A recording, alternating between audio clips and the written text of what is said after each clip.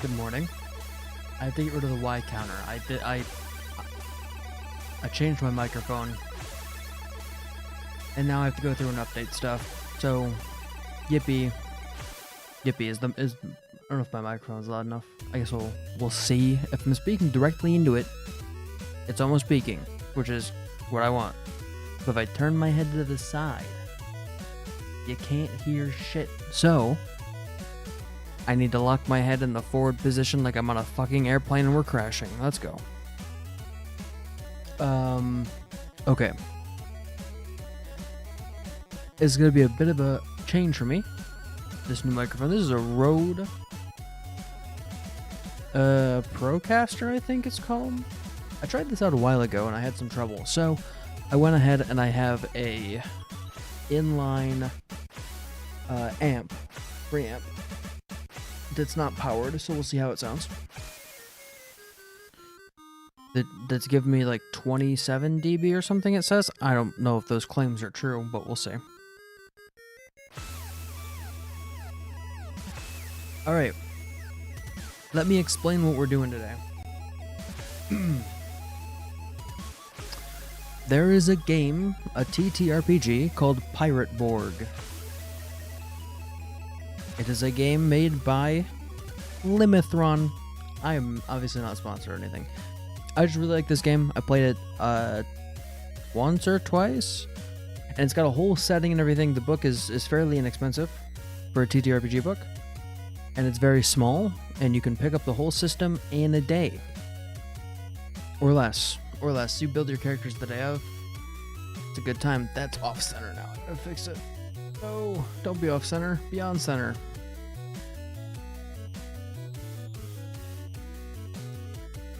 Okay. The reason why we're doing this today instead of anything else is because I was working on a different campaign, and we've got to a section in the story where I need to put in a lot of work to design a layer. It's going to be like a multi-session layer exploration.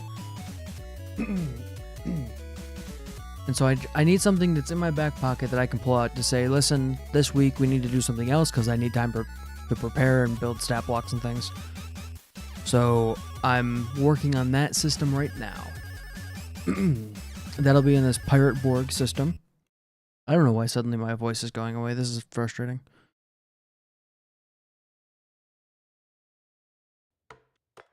That'll be in this Pirate Borg system. There's no hex rules for it, as far as I'm aware. The actual, the actual combat, the ship combat, because there's boats and stuff, it's really cool, is all hexes. But as far as actually navigating and traveling, there isn't much in the way of that. So, what I want is I want to have a system, a hex system that is completely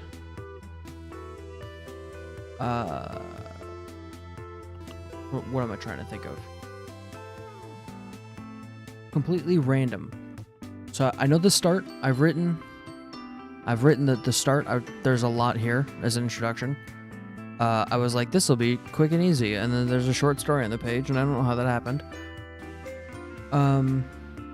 It's like a 5-minute read or whatever though, so it's fine.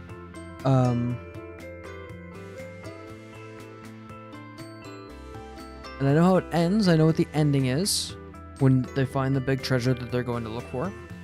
I won't spoil any of that because I'd spoilers for something else in a different campaign. But everything in between where we've got hexes is a little bit interesting. Can I show you the maps that I made? Probably. Hang on. Open Incarnate.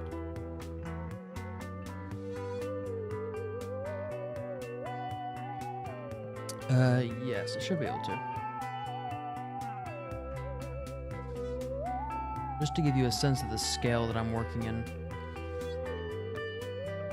Incarnate. Oh, I should not want to show my email. Let me load this here. Now you're going to say, this is way over the top. You shouldn't have this many hexes in a hex map. And listen, I sort of agree with you. It is a lot. In fact, maybe it's too much, but... Why can't you see this? What is going on? That's the other Chrome window.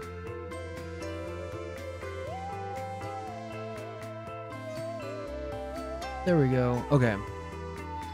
Here we go. Here's the hex map. Can I zoom in? Whatever on this. Here's the hex map. Each one of these hexes is 15 miles.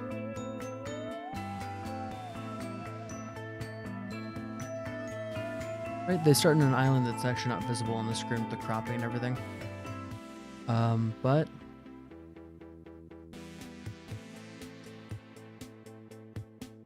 there's no but. That was just the end. That was just the fun. That was what I was saying. They don't actually end on this map either. They end on a different map, but you know, it'll be fine. So obviously a ton of stuff. A ton of water to explore, really. This is the thing about oceans, is that they're big and empty. Think about the actual ocean. Go look at Google Maps. Zoom in on the ocean. There's nothing there. It's all empty. And what's there is pretty either small or boring. There's like, every once in a while you'll zoom in on an island in Google Maps and there'll be like a city there. More often than not, there's nothing or buildings that are not in use anymore, right? From wars and stuff. So that's what we're working with. A lot of empty space and a lot of me not having time to design all that. So what I think I'm going to do is I'm going to implement a system of random tables, and I'll use my not superior, my decent enough improving skills. Oh, by the way, if you're in the party who's looking at this stuff, maybe don't like read this or watch this. I don't know. Probably you'll probably be fine. I need a random table system that will allow me on the fly to go, okay, you're going to this hex. That means that there's this and this in there, and we can resolve that mechanically. Now, I'm really focused on the next session because that's really all you should plan.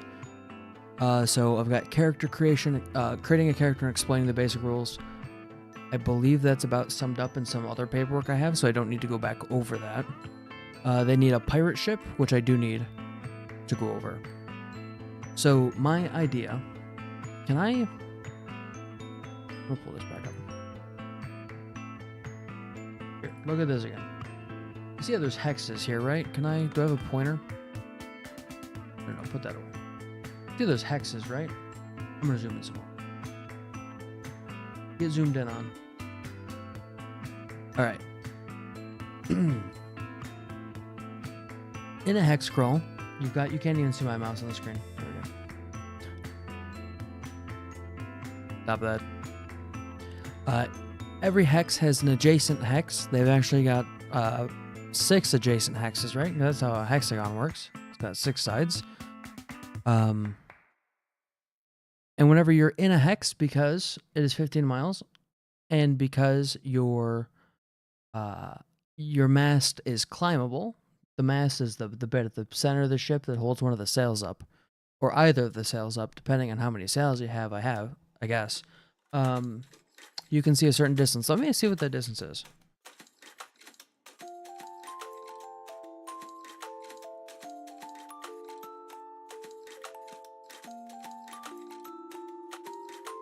There we go.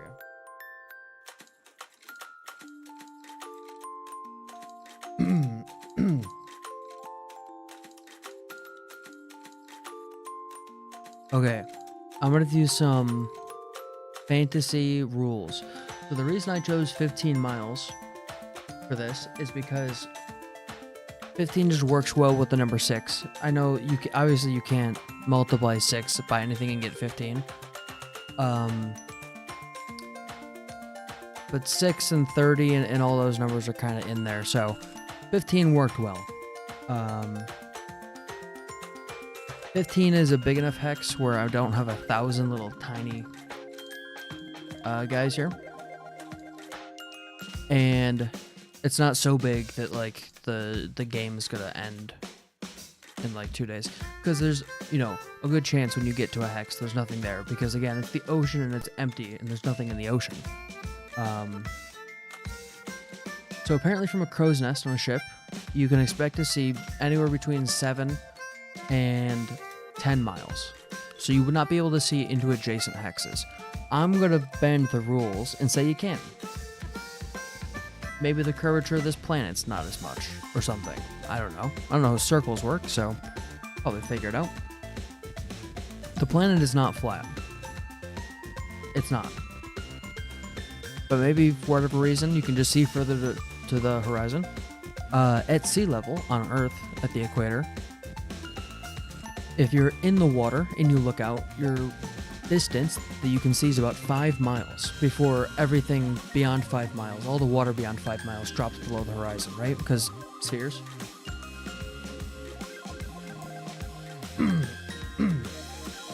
So here in the land of Trancha, which, by the way, I should note that Pirate Borg has its own setting called the Dark Caribbean, which is a very cool setting, by the way. I've played games in it. Or ran games in it.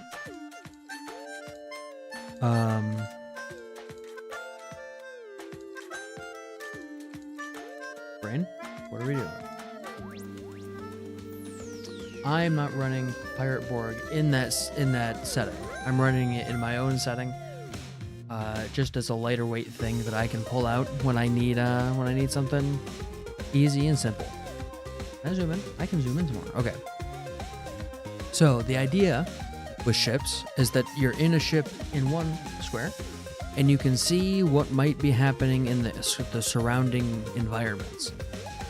And then depending on how fast you're moving, or how much distance you're trying to cover in a day, changes what you can see around you. So because these are 15-mile hexes, and a ship, according to the internet, can sail about 30 miles on average and about 45 at max speed. So like if you're running full out, throwing caution to the wind, maybe you can get 45. If you're taking it slow, maybe 15. But ultimately this is going to be a race to treasure, so you don't want to go slow. So you either get to choose 30 or 45 to move in a day. And if you move 45, you just see less of the surrounding grounds. Right? I think that makes sense. Who is texting? LinkedIn, thank you. That's what I needed. Nothing. Okay. So for the pirate ship, and I want to be careful because with D&D there's the standard rules, right? Or the source reference document, the SRD. With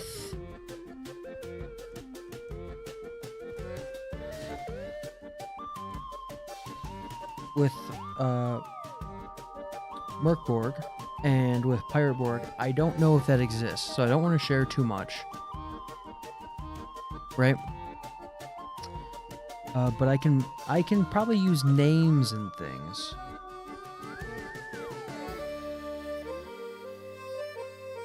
And I need them to choose a ship, so I'm going to give them a few options.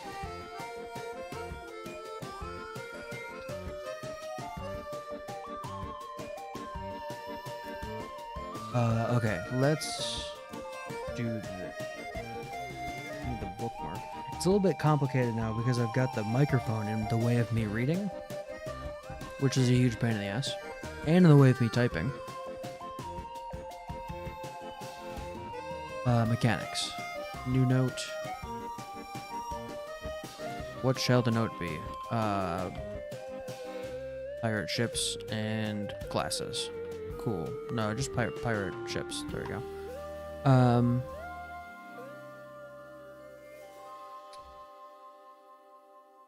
So they've got a few options.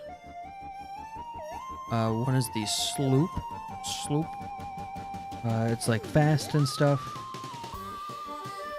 There is a brigantine.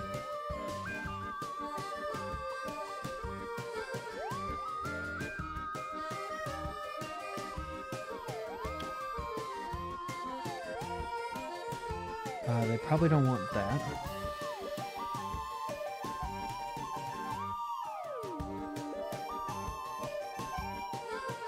There's a frigate.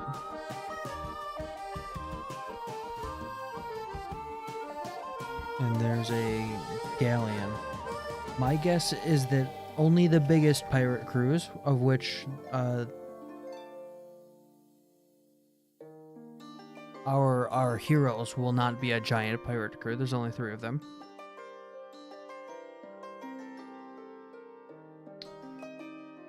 So we're probably not going to have them run like a man-o-war ship, but the first encounter could be against one of these. Yeah. Cool.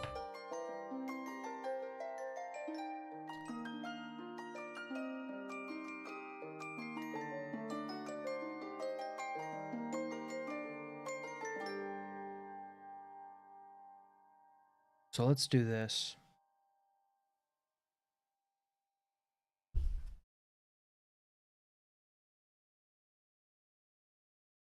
I should probably define a table here, right?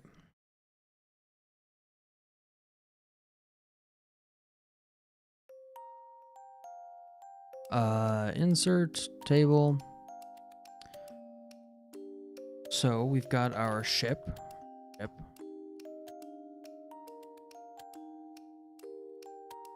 X per day.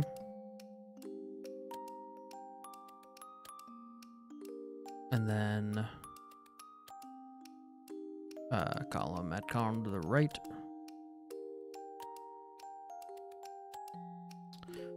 So that's it, how fast it can move in a day.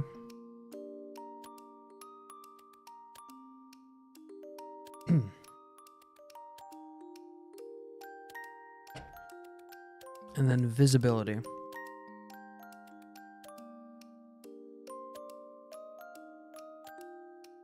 Okay. Is this system, can I add below? Yeah, there we go. Brigantine, frigate, and a galleon. Cool.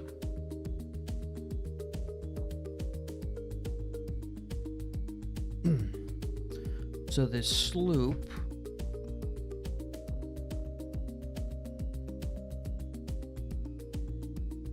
speed is a 5.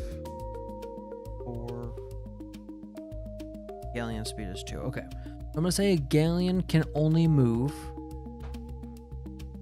It's 1 is typical, and 2 is its fastest speed per day. A frigate and a brigantine. These can go 2 or 3. So 2 is slow, 3 is fast, and then sloop is going to be 3 to 4. Okay, now what the trade-off here, obviously the sloop is the faster ship. It can go further, but it's also weaker. And because you're moving faster, you're more likely each day to run into something dangerous. So there's a downside, and a very significant one at that. Also, you miss on visibility. So the galleon is a 6 on visibility. At its slowest speed, you can see every other hex around you. Maybe not what's in it completely, but you'll get to see what class of hex you're moving into. With a frigate, you get a 4. With a brigantine, you get 3, and with a sloop, you get 2. Okay? That should be good. Now,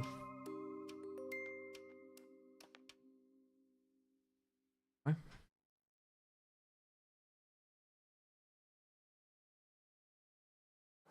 Hmm. Okay.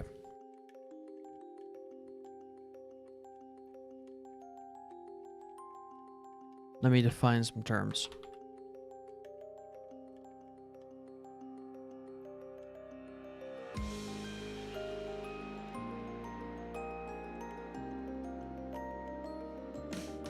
The travel speed of the ship.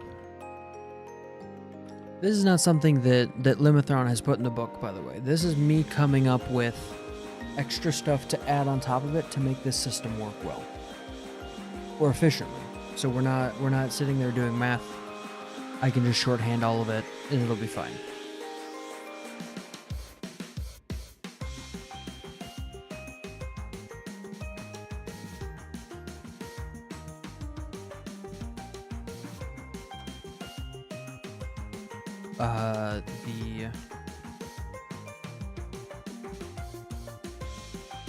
The first number is the ship's slow speed. Second is its fast speed.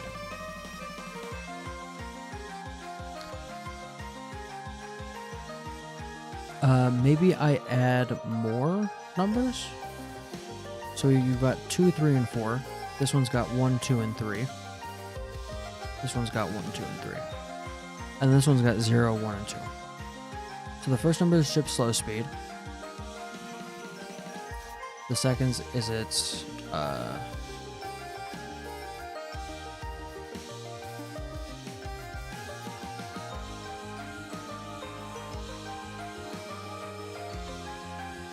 okay.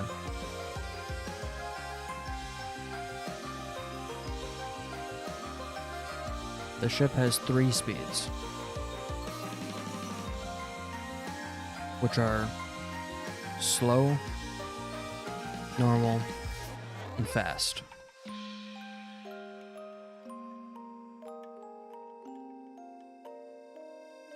Each hex is 15 miles. Let me actually copy this over to the top.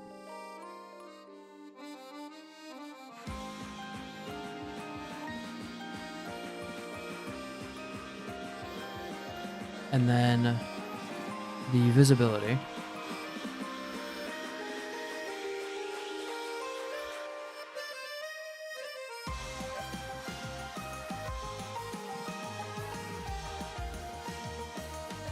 How many of the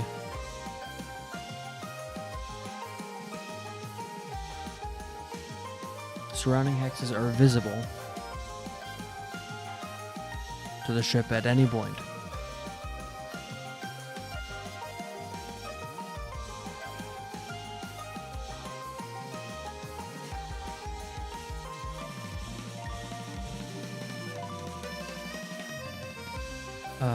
Okay.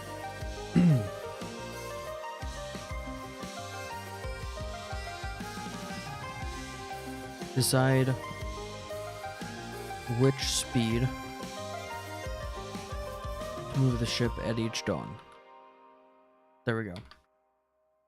That saves you from, like, they move 2 hexes at a fast speed, or they move 3 hexes at a fast speed and decide for the last one they're going to go slow somehow. That just doesn't work out.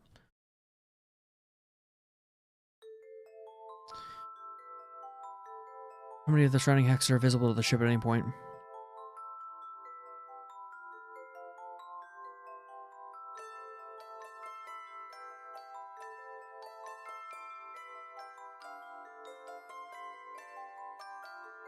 Players choose which hexes to look at.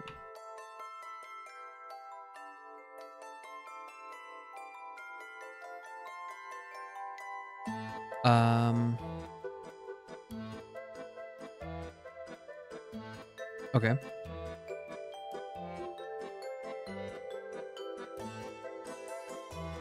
Moving slow. Increase this number.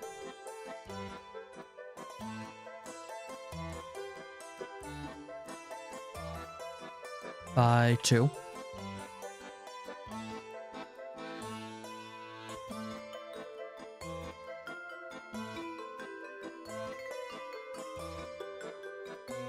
We're moving fast. Decrease this number by 2. There we go. Easy peasy. So now if you're in a sloop and you're going the max 4 hexes a day, you essentially have no visibility to where you're going. You're flying by the seat of your pants, moving into unknown territory quickly.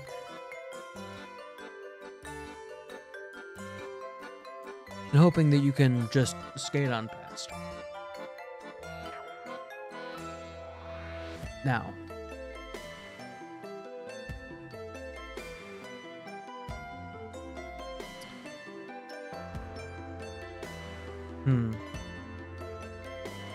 I think that's good. I actually really like this as a system. First try too. First try. Don't let anyone say that you can't do cool stuff. Because sometimes you just pull it right off the dome. Okay, so that's pirate ships. Oh, I need to add something to our NP or to our session 1. A character. Choose a species. Not mechanical, just flavor. So, the trouble with Pirate Borg, it's not trouble, is that they're all humans because it's set on Earth. And my setting is not set on Earth, and there are species that aren't human. And it would be weird to have the continent that is known for having more exotic species, in particular, not have, just to have humans, right? There are places in my campaign setting where just having humans is perfectly reasonable, but that is not the case here. So, in fact, the main villain, Hacksaw Nagant, is a snake lizard folk, and I'm pretty excited about that guy. It might just be one of my best villains. It's certainly not my best, but it's for some shit I wrote in 10 minutes. Okay. They need a crew name and a Jolly Roger, and they'll pick their actual ship.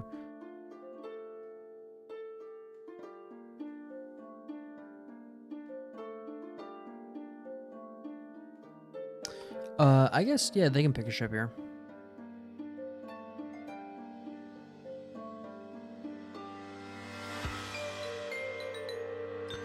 So this should probably take 20 minutes. Or this should probably take a half an hour. This should probably take 10 minutes. The setting difference is probably going to take 2 minutes. And then the introduction probably take 5 minutes, just reading. And then down here, escaping the island. This is the first hurdle that players will have to jump over. They'll have to hurdle it. But the question is, how? And what are they escaping? So, I'm imagining, so the conceit is that they are part of a pirate organization called the Shadow Fleet, which is just a conglomeration of 30 different pirate crews. 30 different, like, notorious pirate crews. And they all meet on this island to discuss business, to share loot, store their wealth.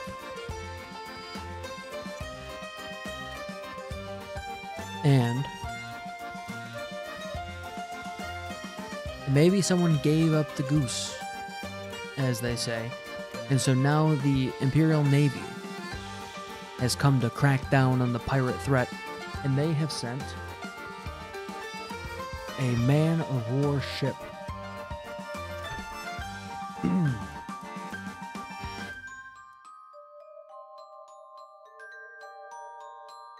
A man-of-war ship, okay.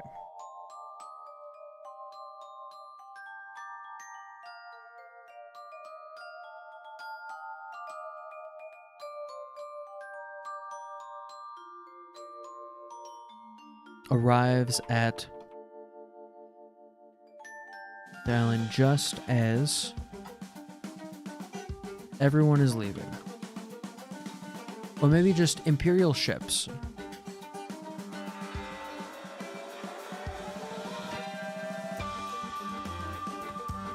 Arrive at the island just as everyone is leaving.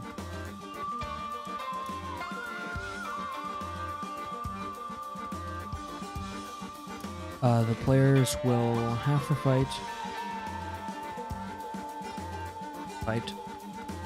a man. I think it's man of war.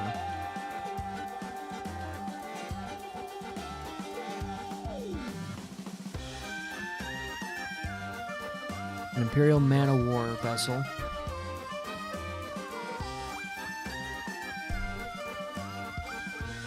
Man of war, not man o' war.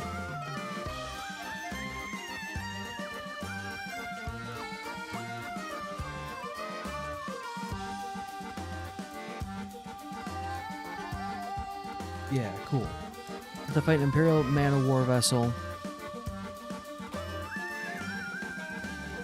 alongside 2 other pirate crews. Or pirate vessels.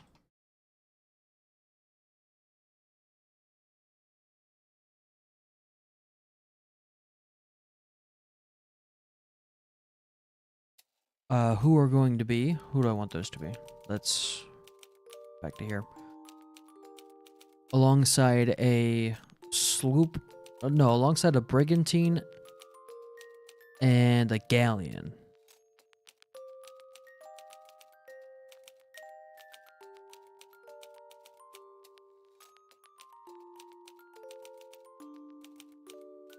I'll just copy it over because I don't remember to spell it.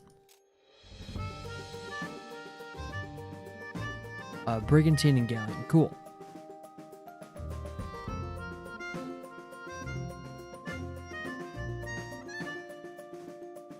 This encounter counts as the first hex on their journey.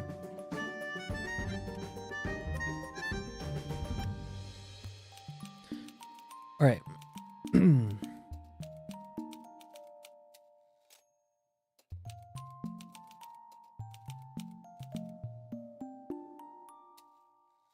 Any hex on the perimeter of the island.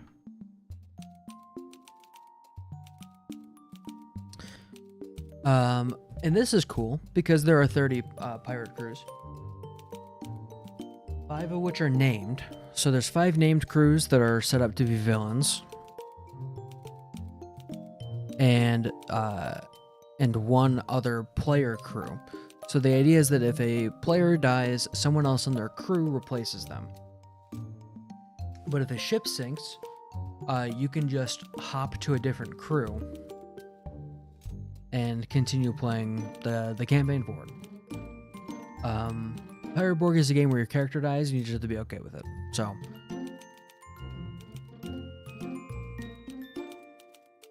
but what this means, because this is set up to be like a pirate race to go get some treasure,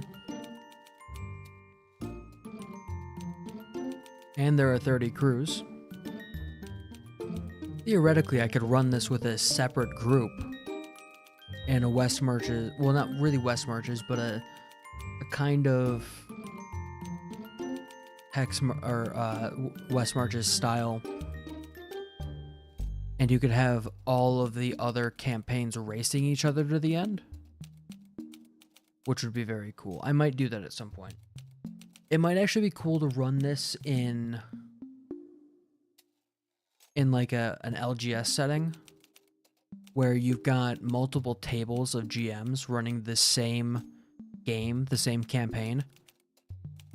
And then if you could do some sort of like app-based system, the crews could like interact with each other over a session. So like if the path you're taking intersects the path of another crew, you could have a skirmish or something on a hex and you could knock a crew out. It's just something I've been thinking about. I should try and do this. I don't need any new projects. I have so many fucking projects. Hang on.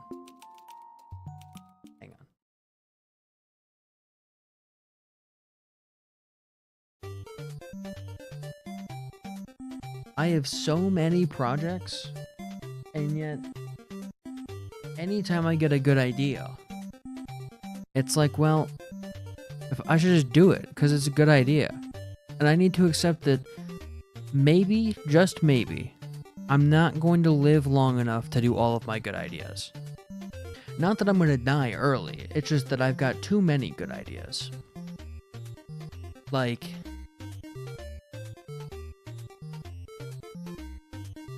I've got so many things where it's just, that would be a really good idea for a business, or for like a few months venture to like make a product and sell it and then call it quits, you know? I've got ideas for books and movies and video series and games and just no way to compartmentalize everything. Not even that. I don't know how to say no to my own brain. To be like, no, we don't need to go do this new thing. I need to focus on the stuff that's in front of me. And I just can't do it. I don't have the self-control. I don't know how people do this.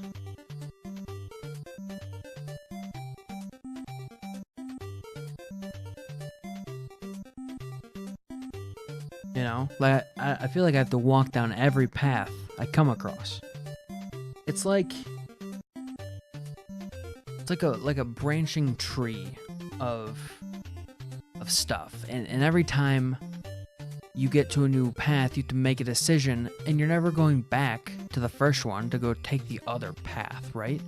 And I'm so far down this branching cave system that I forgot where I started entirely. And now I'm just kind of floating around, walking down paths that might lead somewhere if I kept walking down there, but I get distracted and I turn around and go back a little bit. I go down a different path, and now I've completely lost the plot on what I've been doing. You know? You know. Okay. Speaking of, this is also a tangent. Hang on. I got dice that are cool.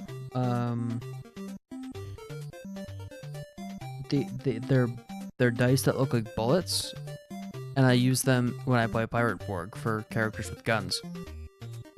So whenever a character's got a gun, I roll the bullet dice. Pretty cool. Okay.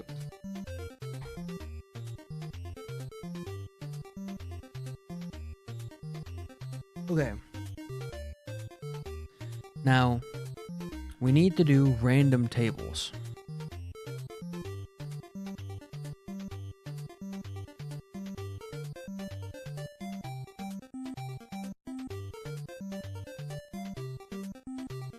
Yes, random tables. So I need a new note.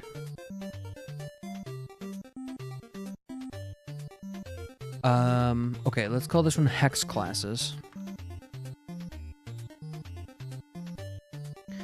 And this is when you're in a hex and you look out at the next hex, or the next, surrounding 6 of them, if you're in a ship that can do that.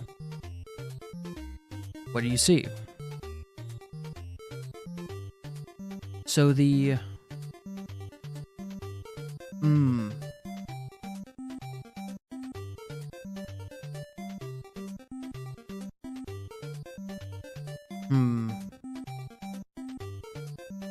This probably needs to do it to be a 2-die system. And my first thought is D6, because that gives me 12 possible values. It could also be D4, which gives me 8. I've got a table like this for my Dragil campaign called the Long Rest Random Table. No, the Long Rest Events. No. The Machinations Table, which is a 2d10 system. Sorry. A 2d6 table rolls 11 items, not 12. My gosh. Basically what this does is it weights items closer to the center of the table rather than at the edges.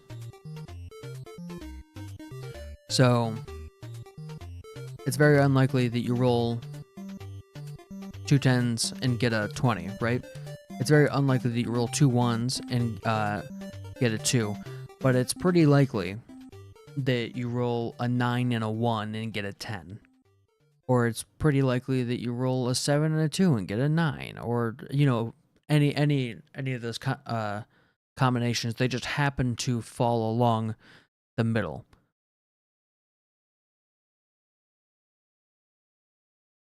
Now it is still random. Still random. I've rolled on this table once, and this happened. We got a 7. And look at this. The Festival of the Storm in Rolsker happened. And then someone got kidnapped, and they'll have to go save her.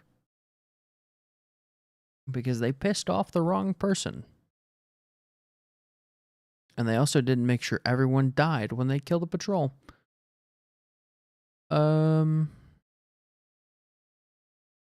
Okay. So I need to do the same thing for the hex classes. And basically, well, not for everything, but just for the hex classes. So ideally, if we're doing a 2d6 system in a table, we need a, I'm gonna put 1 through 12, right? Or 2 through 12, because the minimum you can roll is 2. 2, 3, 4, 5, 6, 7, 8, 9, 10, 11, 12. Okay. 2, 4, 5, 6, 8, 9, 10, 11, 12. And now I can fill in what I think would be good for these. There's a whole list. Sorry, there's a whole list of random tables in the Pirate Borg rulebook. I think that these are amazing. So you've got like terrestrial animals that you could fight, and they're just numbered 1 through 6. You roll a d6, you get a random one. Same thing with enemies. So you have a whole set of tables you can just design an enemy. That's pretty freaking cool. You've got all sorts of stat blocks in here. This sounds like an ad for this book, but it's really, really good.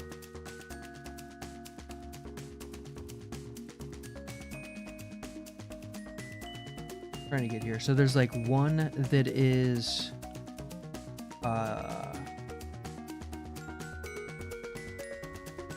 that's like a random live ship at sea. Right, with everything from what cargo the ship has to how big the ship is to its name. It's really, really cool. Also, this book is fucking gorgeous, by the way. This book is so... I wish I could show you, but it would violate copyright. So hex classes, the first one I want to point, or I want to find out, is empty. And that should be a 7. Because So if you want the campaign to go quicker, you pick 7 as empty. Which I don't want this to be like 30 sessions. I want this to be, you know, maybe 5. This could be a revolver, honestly. So you've got empty at 7. We've got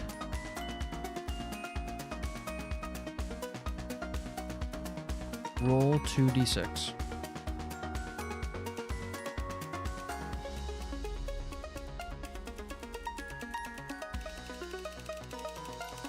Decide the class for an adjacent hex. Right?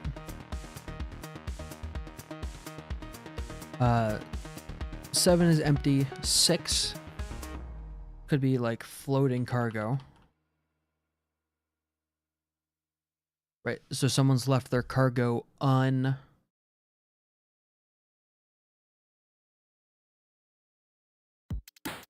just floating in the water. And then out at the edges, we want like a colossal enemy, right?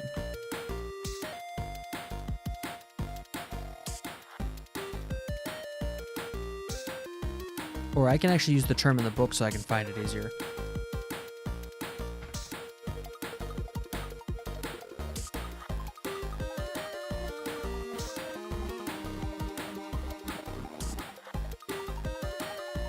So like there are a bunch of huge enemies back here, like the Megalodon, the Kraken, and the Leviathan.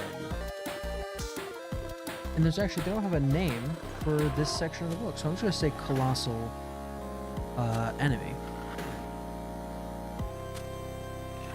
Colossal enemy. I know I didn't spell this right. But these are page 104 to 107, right?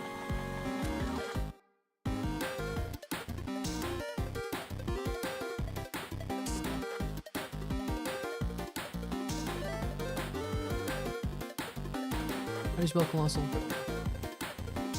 And then on the other end of scarcity, I want to have an island. Or this could be like an inhabited island.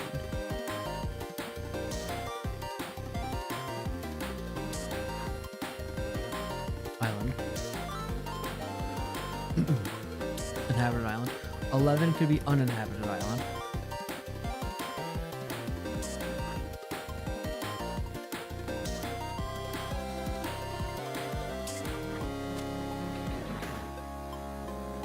We probably want combat often enough.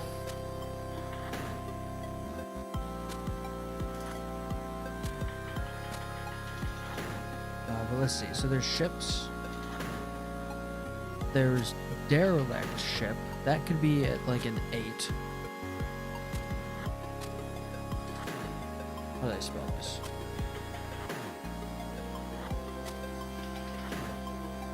Or maybe floating cargoes on either side?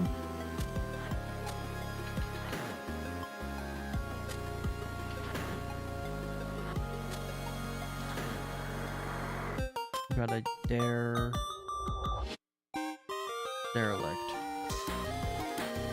ship.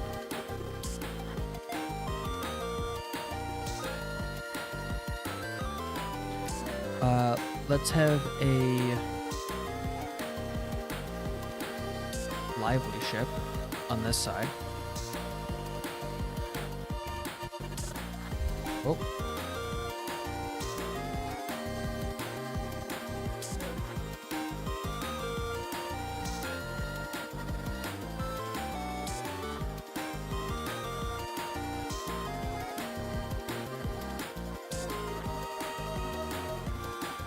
Okay, this is kind of what I got to work with.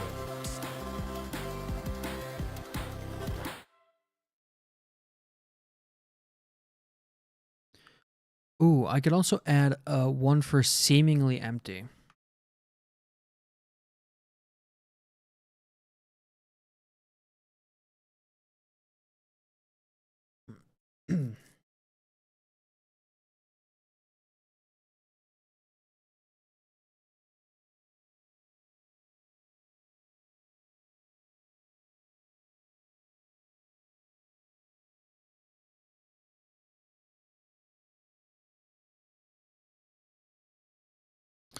I feel like that might be difficult to track, so I'll have to figure out how I do that. So instead of a lively ship, maybe I break this out a little bit more to a merchant ship,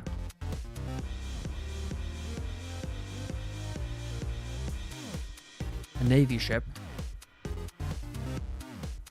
and a pirate ship.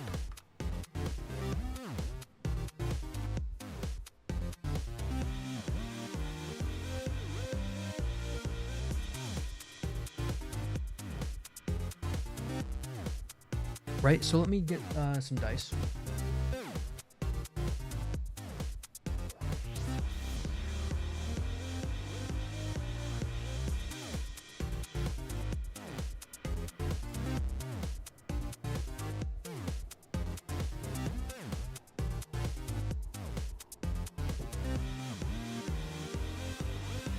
So I've got 2d6. I rolled a 6. That is floating cargo. I rolled a 7. That's empty. I rolled an 11. That is an uninhabited island. So now you're starting to see how this works. There are rules for like generating uninhabited islands. That would be a break for everyone to get up and get some snacks to go use the restroom while I draw up an island. I'm fairly quick at improvisation, and this will be a really good exercise to build that skill of like, fuck, I need an island, so I just need to grab some paper and draw some shit. And then we're gonna theater the mind the fuck out of this. And I don't think this isn't gonna be a mind-breaking campaign experience.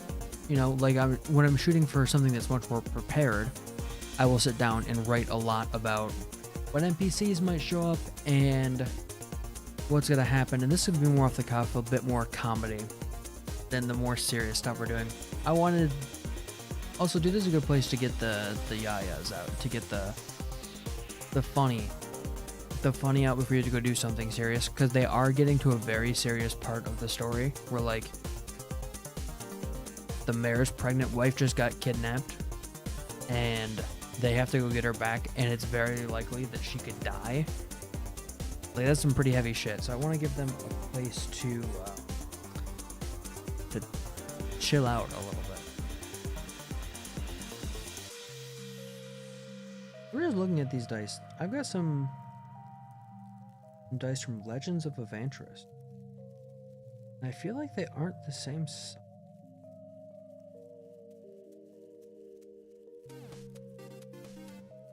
One of these is the dimensions off by a little bit. I mean, not enough to make a big difference, but still off.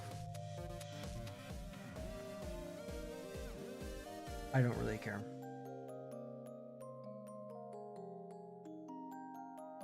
You know, I've long suspected this is not me. I'm no longer talking about Legends of Evantris or Evantris Entertainment. I'm now talking generally about sharp edge resin dice, which is, I think that companies who produce sharp edge resin dice want you to use their dice, and from a player perspective, dice that roll higher, you're more likely to look at more often, which means you're more likely to see the logo of. Other people are more likely to see the logo on the dice, and they're more likely to buy them. I think that these companies are incentivized, and I'm not accusing anyone. I don't even really I have a suspicion. I'm not accusing anyone. Okay, I want to make that 100% clear. But the incentive is there. That if you wanted your dice to sell well, and to continue to sell well, you would weight them to roll higher. That's what I'm saying. The incentive is there. I'm not saying anyone's doing it. And I'm not accusing anyone specifically. I'm really not. And you're going to say, no, you just named a company. Yes, I did name a company, but I also own more sets of dice from that company than I care to admit. So, it's not like I'm not a customer. I'm not a customer, you know? Cool. I like this. This should give you the spread out emptiness of the sea that I'm hoping for.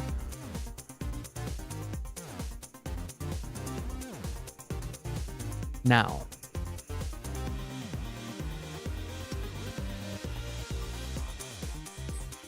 mechanics. I need a new note. So we need at the start of each day.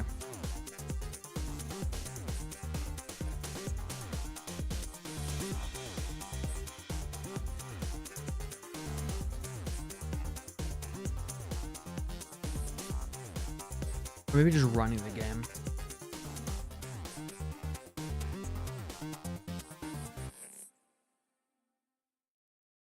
Right.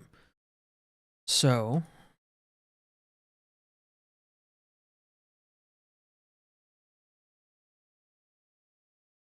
each day.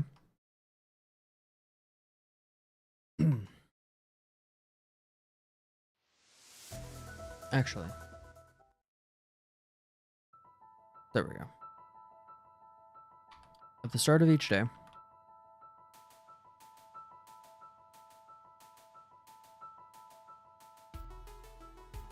roll on the weather table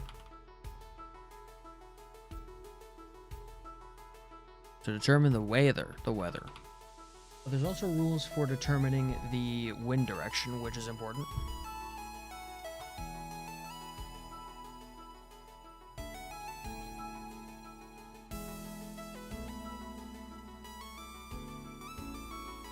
I think it's in...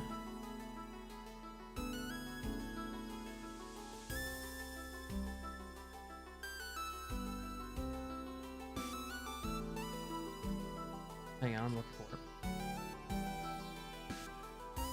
Probably in combat.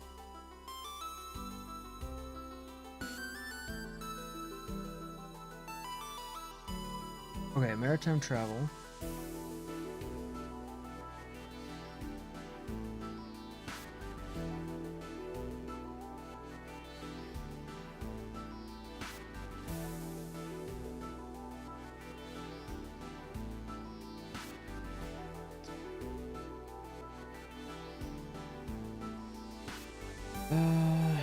Sorry, I'm looking through a book.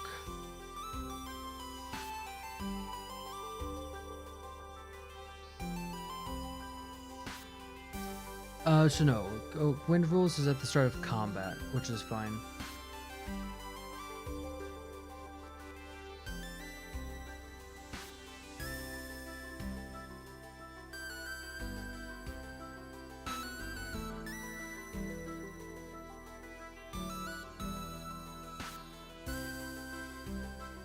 Okay.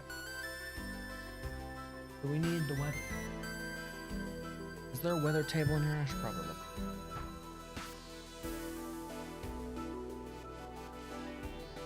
What's so good about this book? There's just so much.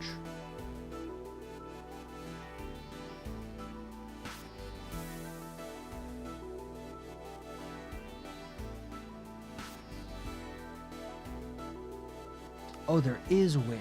Okay. But that'll be decided during combat. I need to worry about wind.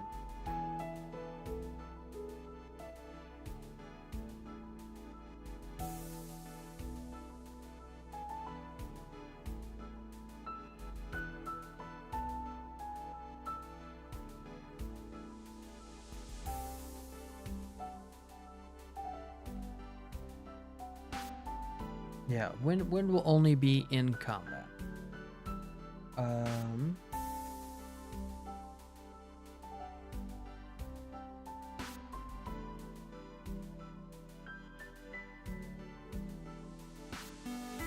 Oh, and wind is a 2d6 system as well. Those foul weather.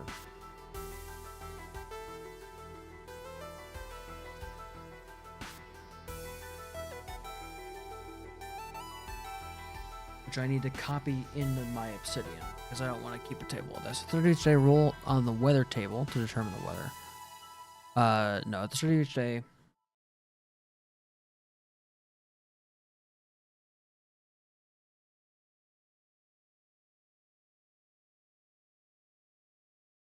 roll a d6.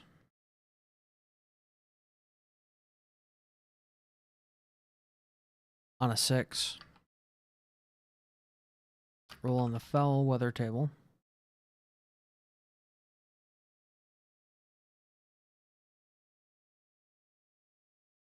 And on any other number, roll on the changing winds table. And I can give a page number for this. This is page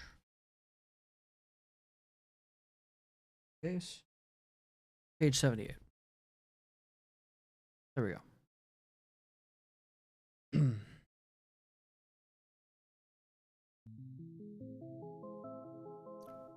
So each day we roll on the weather table. That's good.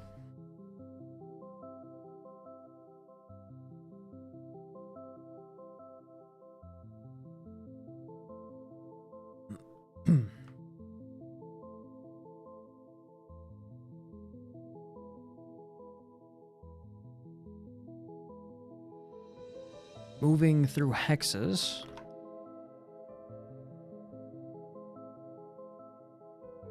Moving into a new hex.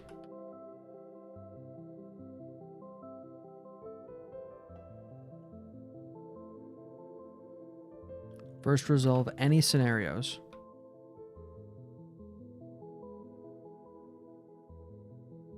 According to the class of hex you've entered.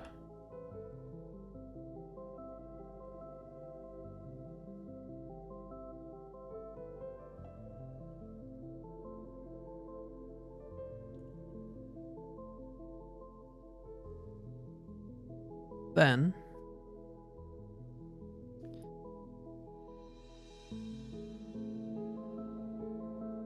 start of each day. 1. Roll a d6. 2.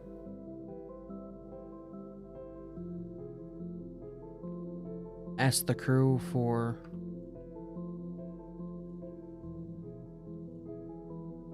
their first move of the day and their speed.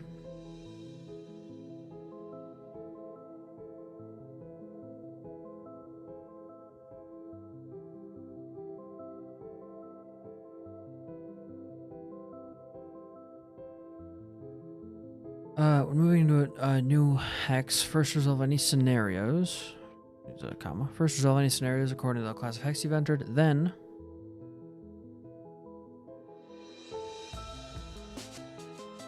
the crew has the opportunity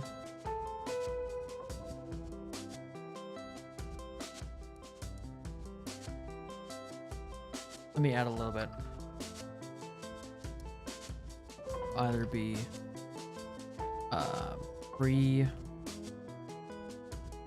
pre-rolled. Players have scanned the hex prior to entering.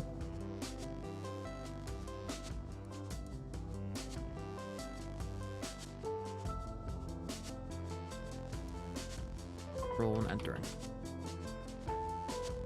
Okay, cool. Then the crew has the opportunity to scan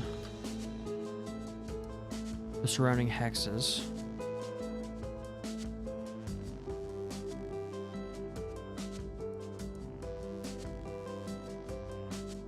According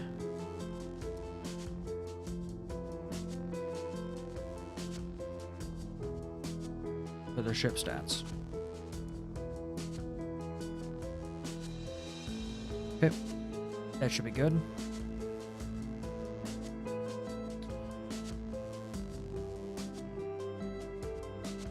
They'll have to manage their loot and everything they get. That should be fine. Now, I need to add a new note with a new table. This is going to be the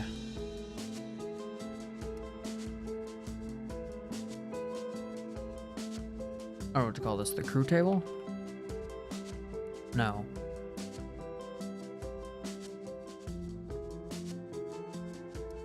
Like the fleet of origin? No. Enemy ship table. Pirates. Let me insert a table. Insert table. There are 5 pirate crews.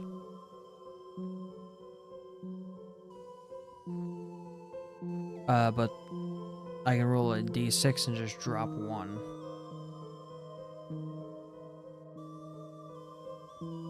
One is roll again.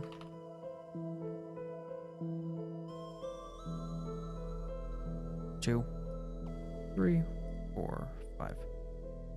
5.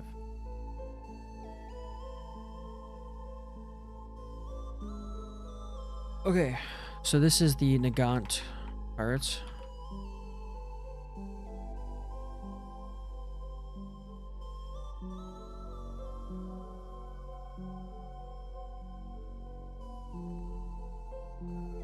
Three is the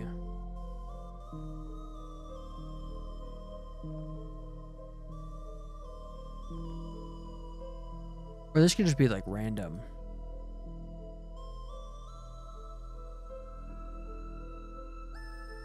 Or just miscellaneous. Another pirate crew of the 30 you're raising. The Nagant pirates, the what is it? The Borg pirates. The Ghost Fleet.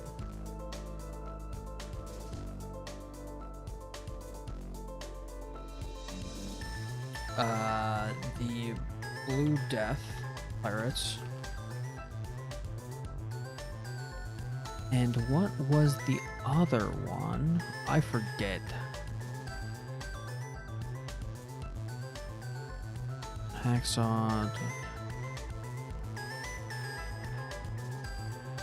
Okay, the Ghost Fleet, the Boar's Breath Pirates, the Bombstown Pirates.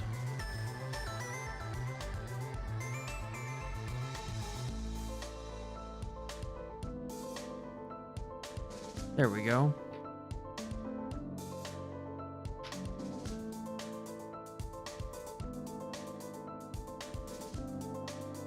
We're gonna have a Navy.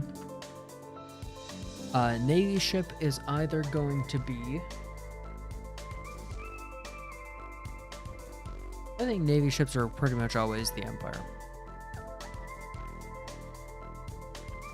So that should be fine.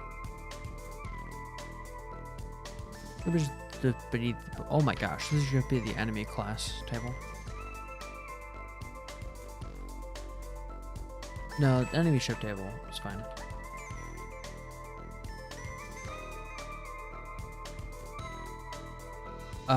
Cool. So that's that. What else do I need? I think I should be good. Is that it? Do I need to manage overland hex travel? I don't think they're ever going to travel overland for any significant distance. If it comes up, I'll have to think of something. Because traveling, you know, traveling 40 miles a day on foot is possible. It's possible. It'd be very difficult to do if you're on a ship most days. And if you're not well equipped for overland travel, you're not really gonna make it that far, so I'm just not gonna worry too much about it. Theoretically, they could go 40 miles by foot over an island, and then on the other side of the island they'd be stuck without a ship. So, antithetical, if you're doing a big pirate race and you want to go get the treasure, you're probably not going to be traveling over land, so I'm not going to worry about it too much.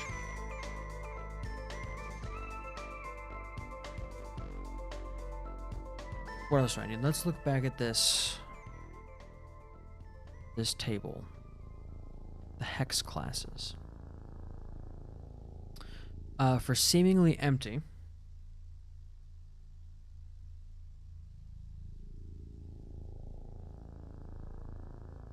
this will be re-rolling this table.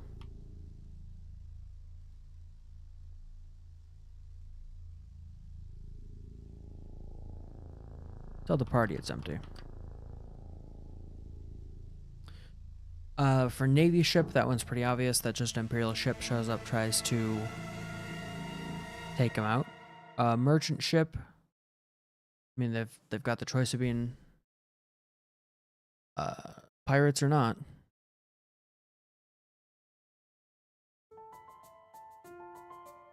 Loading cargo. There's a table for that in Pirate Borg.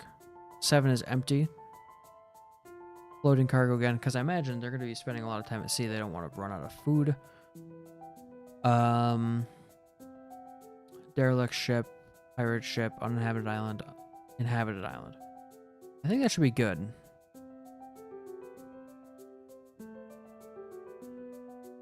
And then everything else is just improv, which I'm famously great at. Oh, do I want to write up something on all of the other crews? I probably should. Yep, okay, let's do that. So, under NPCs, I have a new folder.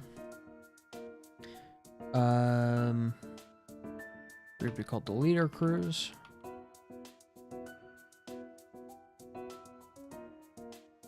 And there's 5 of them.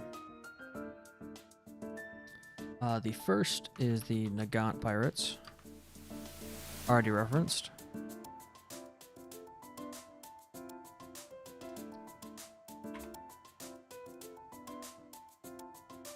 Bor's Breath Pirates. The Ghost Fleet.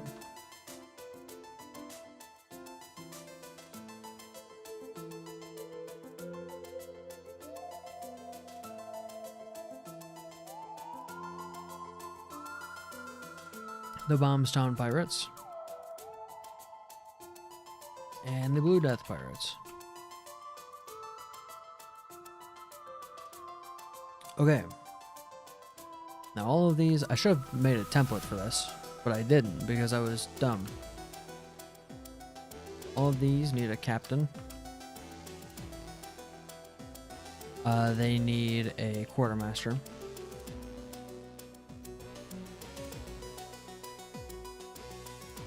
And I don't care who their navigator is because it probably won't come up. But they need a captain, a quartermaster. They need a Jolly Roger.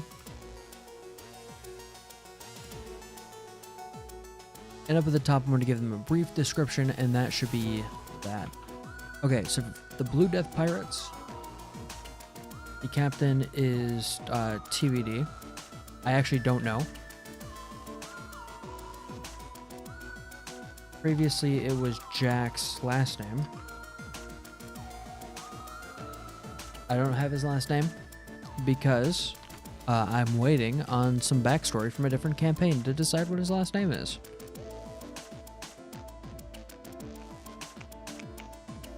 I came up with the last name for Jack's in here, and I need to cut it out.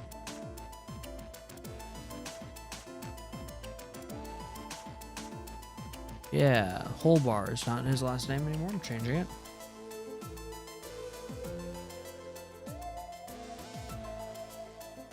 Why can't I type a capital N? There we go, thank you. Jack's last name. And his quartermaster, Henry Milk Eye Puxley.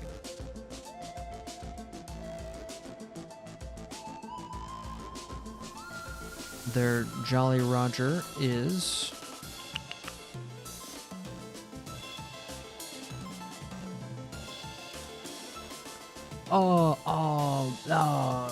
so there's someone tried to make it through the filter, and now they're banned. Oh, another banned. Damn. You know, the D&D prep sessions are always pretty low attendance, right? And I don't mind, because you gotta do something with your day, right? And I spotted up in the top corner, like, there's someone lurking there, not even saying nothing. And it was a bot. It's always a bot with Twitch. You know, for a site that had a big botting issue a while back, and there's a bit of hot water about it. They sure haven't stopped the fucking botting issues. Damn. Okay, Jolly Roger.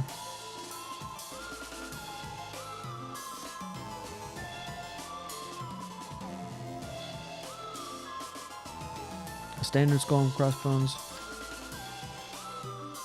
The riser horns. I am using the riser species in my setting, which is from the Avantris Neon Odyssey books, which have not been released yet. But it's in the playtest material, so I let someone use it, and I think it's pretty cool.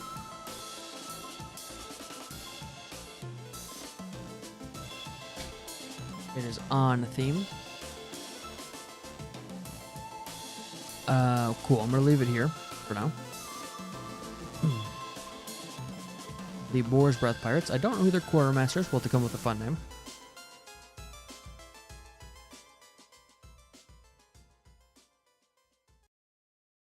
Crossbones. Behind a pink pig snout.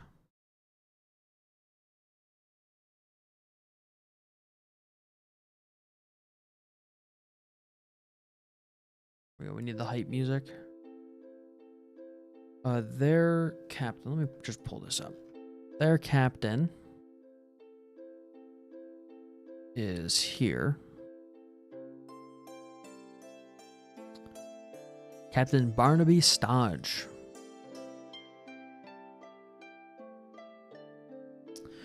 And their quartermaster, we need to come with a good name. You know what? Hang on. Pirate Borg, the game system I keep referencing, has a name generator in it. That it do. That it do. Treasure maps, Uncharted Islands. Okay, pirate generator name. Roll a D66. I hate to tell you this, friend. I don't have one of those.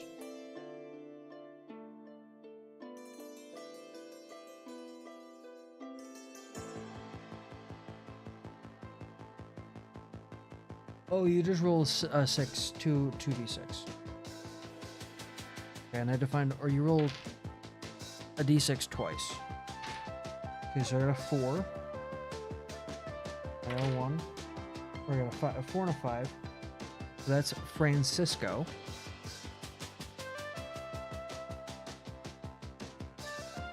Francisco.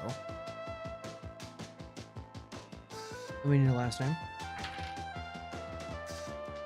2, 3. Isabel.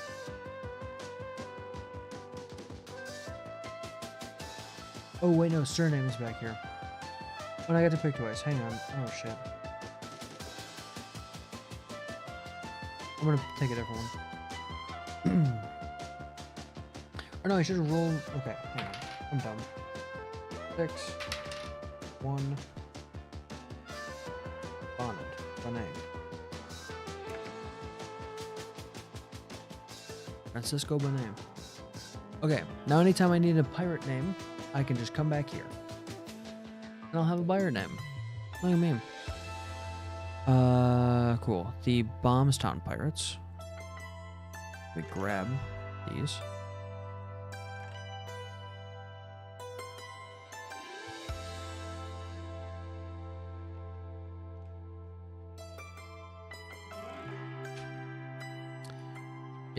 I will have to grab her name.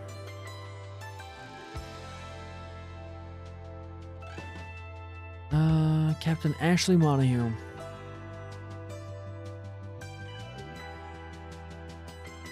Quartermaster will have to come up with a name using the same generator. And they're Jolly Roger.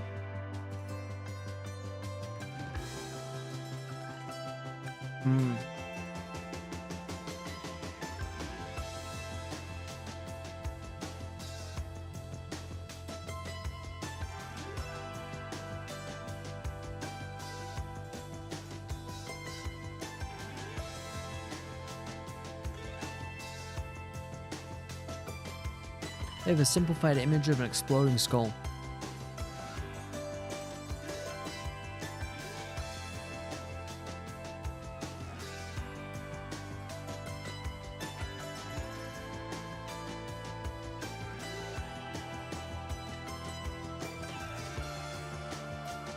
Okay, let's generate a name here.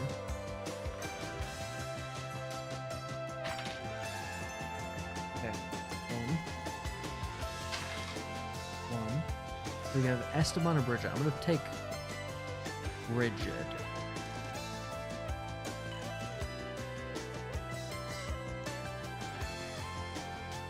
Nice surname. Bridget Thompson.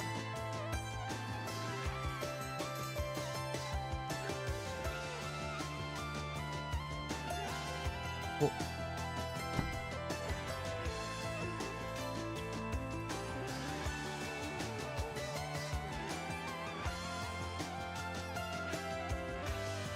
oh, good job, me.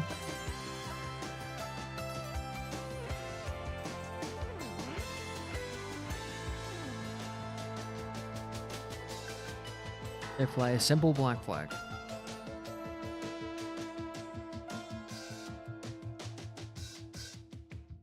With no image. Their captain is Willard Peck. And their quartermaster is something I'm going to generate here using a random table.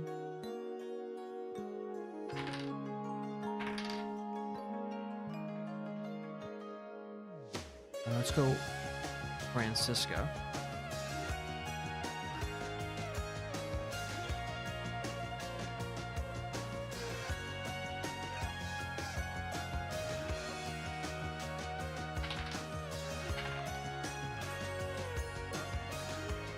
Francisca Smith. Interesting.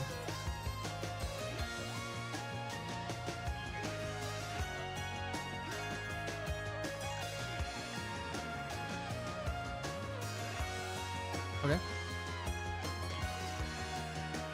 Lastly is the Nagant Pirates, who is captained by Hacksaw Nagant.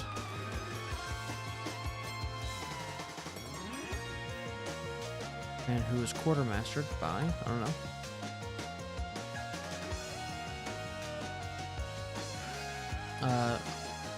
Their Jolly Rogers is Skull and Crossbones.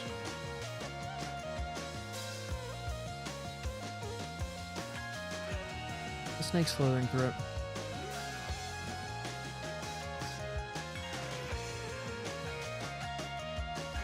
Okay, they need a quartermaster.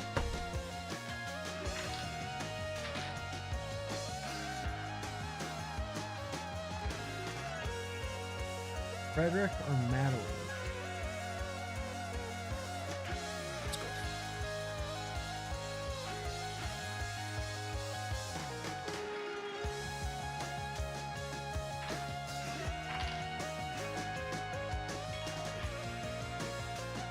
Frederick Baker. Let's give him a surname.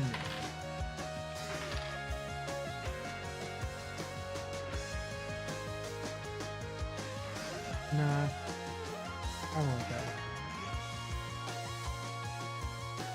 Okay, no surname for him. I think that should be good. I'm not going to go in depth on every NPC at the moment. We've got Hacksaw Nagant. That's kind of it. I think we should be fine. Which means that's it, that I've done it. I've done everything I came here to do. We should be prepared for next Sunday, this Sunday, when the players sail the seas. There's seas, and I have not named them all. And I also don't know that there's more or less than 7 of them. Why is it suddenly so quiet? Why did it get so quiet? I'm moving, so this is me this is me right up on the microphone. Like I'm right here. And then this is me about 2 inches away from the microphone. And it's just, The drop off on this mic is so high. You need to like eat the microphone. Like here, if I get right on the microphone, I think I should be fine. It was a little bit loud. I apologize.